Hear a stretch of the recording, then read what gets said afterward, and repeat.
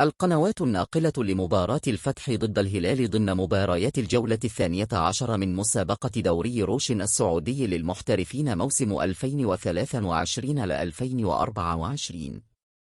ويبحث الهلال عن إيقاف زحف نظيره الفتح بعدما حقق الأخير 4 انتصارات متتالية في مسابقة الدوري، وذلك منذ الهزيمة من الاتحاد في 7. موعد مباراة الفتح ضد الهلال في دوري روش.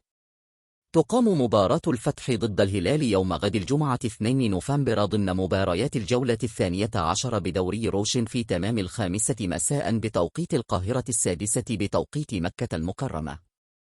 القنوات الناقلة لمباراة الفتح ضد الهلال في دوري روش.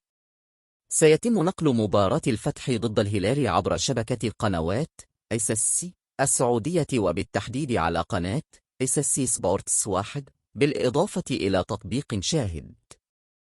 تردد القنوات الناقلة لمباراة الفتح ضد الهلال في دوري روش. تردد قناة SSC سبورتس 5 عبر عربسات 12380، معدل الترميز 27500، معامل التصحيح 4/3، الاستقطاب أفق.